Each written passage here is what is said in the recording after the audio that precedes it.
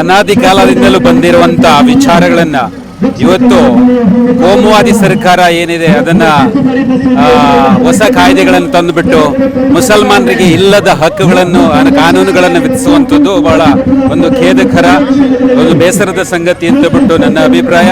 ಇದು ಅನಾದಿ ಕಾಲದಿಂದಲೇ. ಈಗ ನಾನೇ ಒಂದು ಉದಾಹರಣೆವಾಗಿ ಕೊಡೋದಾದ್ರೆ, ನನಗೆ ಆಸ್ತಿ ಬೇರೆ ಯಾರು ವಾರಸ್ತಾರೋ ಇಲ್ಲ ಅಂದ್ರೆ ನಾನು ಯಾರಿಗೆ ಬೇಕಂತ ಕೊಡ್ಬೋದು. ಅವ್ರಿಗೆ ಕೊಟ್ಟಿದ್ದನ್ನು ಪುನಃ ಕಿತ್ಕೊಳ್ಳೋಕೆ ನಾನು ಯಾರು? ಸರ್ಕಾರದವ್ರು ಯಾರು?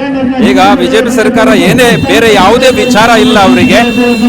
ಒಂದು ಮುಸ್ಲಿಮರನ್ನ ಯಾವ ರೀತಿ ಅವರನ್ನ ಏನು ಕಿತ್ಕೋಬಹುದು, ಅವರನ್ನು ಯಾವ ರೀತಿ ದಮನಿಸಬಹುದು ಎಂಬ ಒಂದು ವಿಚಾರವಾಗಿ ಇದನ್ನು ತಂದಿದ್ದಾರೆ. ಒಂದೊಂದು ರೀತಿಯಾಗಿ ಇದು ಮಾಡ್ತಾರೆ. ಇದು ಏನಿದ್ರು SDP ಪಾರ್ಟಿ ಏನಿದೆ ಒಂದು ರಬ್ಬರ್ ಇದ್ದಂಗೆ, ರಬ್ಬರ್ ಬಾಲ್ ಚೆಂಡು ಏನು ಎಷ್ಟು ಜೋರಾಗಿ ನೀವು ಎಸೆತೀರಾ ಅಷ್ಟು ಜೋರಾಗಿ ಅದು ಪುಟದೇಳುವಂಥ ವಿಚಾರ ಆಗುತ್ತೆ. ಮುಂದಿನ ದಿವಸದಲ್ಲಿ ನಮಗೆ ಅಧಿಕಾರ ಸಿಕ್ಕಿದಾಗ ನಾವು ರಾಮರಾಜ್ಯವನ್ನು ಇಲ್ಲಿ ಕಟ್ಟುವುದು ಹೇಗೆ ಅಂತಬಿಟ್ಟು ಅವರಿಗೆ ತಿಳಿಸೋಕ್ಕೆ ನಾವು ಸಿದ್ಧರಾಗಿದ್ದೇವೆ ಅಂತ ಹೇಳುವಂಥ ವಿಚಾರ. Thank you.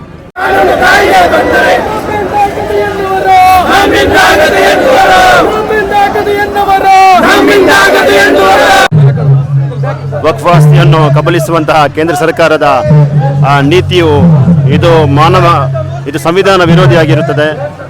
ಈ ಒಂದು JPC ವರದಿಯನ್ನು ಇವತ್ತು ಕೇಂದ್ರ ಸಂಪುಟವು ಅನುಮೋದನೆಗೊಂಡು ಮುಂದಿನ ದಿನಗಳಲ್ಲಿ ಲೋಕಸಭೆಯಲ್ಲಿ ಮತ್ತು ರಾಜ್ಯಸಭೆಯಲ್ಲಿ ಇದು ಶಾಸನವಾಗಿ ಬರುವಂಥ ಒಂದು ಷಡ್ಯಂತ್ರವನ್ನು ಕೇಂದ್ರ ಸರ್ಕಾರ ಇವತ್ತು ಮಾಡುತ್ತಾ ಇದೆ.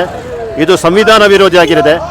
ಯಾಕಂತ ಹೇಳಿದರೆ ಇದು ನಿರ್ದಿಷ್ಟ ಸಮುದಾಯವನ್ನು ಒಂದು ಧರ್ಮವನ್ನು ಟಾರ್ಗೆಟ್ ಮಾಡುವಂಥ ಒಂದು ವ್ಯವಸ್ಥೆ ಈ ರೀತಿ ಆಗ್ತಾ ಇದೆ. ಅದರಿಂದಾಗಿ ಈ ಒಂದು ಕರಡನ್ನು, ಈ ಒಂದು ಕಾನೂನನ್ನು, ಒಂದು ಕಾಯ್ದೆಯನ್ನು ಆದಷ್ಟು ಬೇಗ ಕೇಂದ್ರ ಸರ್ಕಾರವು ಹಿಂಪಡೆಯುವುದರ ಮೂಲಕ ಏನು JPC ವರದಿ ತಿದ್ದುಪಡಿ ವರದಿಯನ್ನು ಕೊಟ್ಟಿದೆ ಅದನ್ನು ಕಡೆಗಣಿಸಬೇಕಂತ ಹೇಳಿ ಈ ಮೂಲಕ SDPI ಕರ್ನಾಟಕ ರಾಜ್ಯ ಆಗ್ರಹಿಸ್ತಾ ಇದೆ.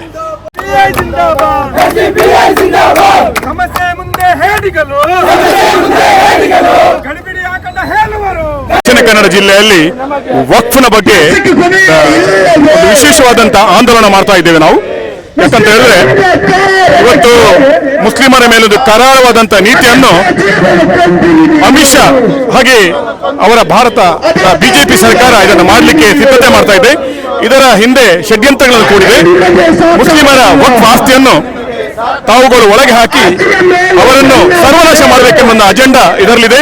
ಇದಕ್ಕೆ social democratic party of India ಸಂಪೂರ್ಣ ಬೆಂಬಲ ಕೊಟ್ಟು KCS ಕರ್ನಾಟಕ ಕ್ರೈಸ್ತ ಸಂಘದ ರಾಜ್ಯ ಸಮಿತಿ ಸಂಪೂರ್ಣವಾಗಿ ಬೆಂಬಲ ಕೊಡ್ತಾ ಇದೆ. ಈ ಕಾರ್ಯಕ್ರಮ ಶುಭವಾಗಲಿ ಅಂತ ಹೇಳ್ತಾ ಇದ್ದೀನಿ. ಶಾಸಕ ಸರ್ಕಾರ ನಾಶವಾಗಿ ಹೋಗಲಿ.